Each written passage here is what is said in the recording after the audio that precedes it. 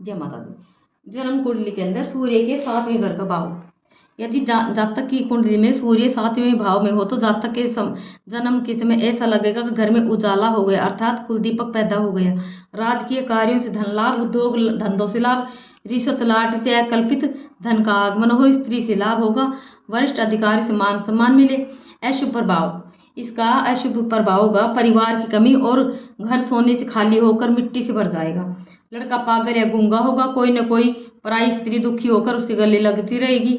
आग की घटनाएं होंगी, लोगों का विश्वास खो देगा और पितृण से पीड़ित रहेगा। इसके उपाय हैं, काले रंग या बिना सींग की गाय की सेवा करने से शुभ फल की प्राप्ति होगी। तांबे के चौकोर टुकड़े को जमीन में दबा दे, शाम की रोटी बनाने के बाद आग को दूध से बुझाएं तो अशुभ प्रभाव समाप्त हो जाएगा।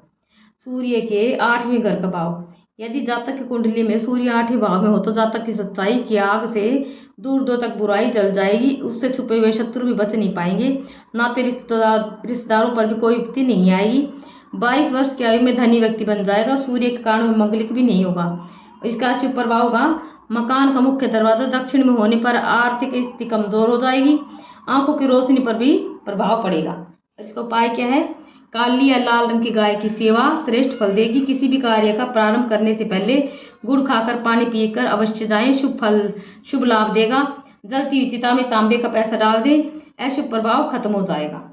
सूर्य के 9वें घर का भाव, यदि जातक की कुंडली में सूर्य 9वें भाव में हो तो जातक स्वयं कोई बड़ा डॉक्टर या हकीम होगा, दृढ़ निश्चय होगा, अपने परिवार का पालन पोषण करने वाला होगा, दूसरों पर अपना सब कुछ न्यौछावर करने के बाद भी उनसे दूसरों का परोपकार करेगा। ऐसा व्यक्ति कोई राजकीय अधिकारी होगा, उसके बाप दादा की उम्र लंबी होगी। इसके अशुभ प्रभाव, जातक का सीमा से अधिक नरम या गर्म रहना उसकी बर्बादी का कारण होगा, मुफ्तखोरी की आदत उसके गिरावट का कारण बनेगी।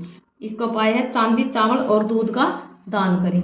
सूर्य के 10वें घर का भाव, यदि जातक की कुंडली में सूर्य 10वें भाव में हो तो जातक अपार धन संपत्ति का स्वामी होगा, सफलता उसके कदम चूमेगी, वह बड़े कार्यों का उत्तरदायित्व संभालेगा, उद्योग धंधों में मजबूती होगी, परीक्षा और प्रतियोगिताओं के परिणाम शुभ होंगे।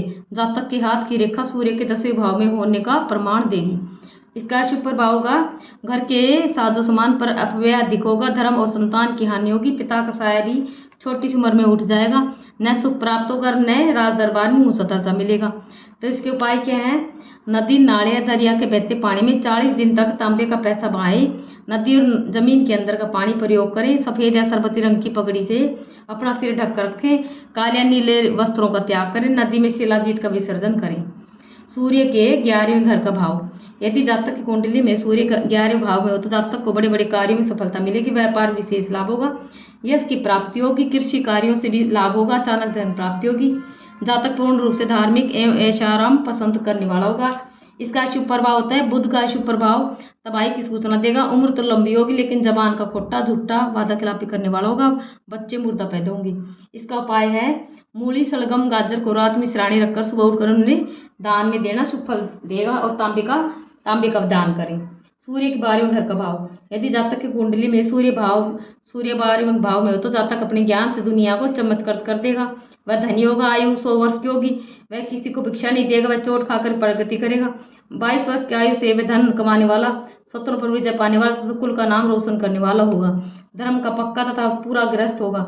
और इसका शुभ प्रभाव होता है, रात को नींद की बर्बादी होगी, ईर्ष्या, अंधेरे मकानों का साथ, पराई ममता, किसी की झूठी गवाही, जमानत गबन या अमानत में खयानत करना, स्वयं को हानि पहुंचाने की आदत बन जाएगी। और इसका उपाय है, चींटियों को आटा बूरा डालकर मिलाकर डालें, बंदरों को गुड़ खिलाएं, धर्म का पालन करें, किसी की झूठी गवाही ना दें। जय माता दी।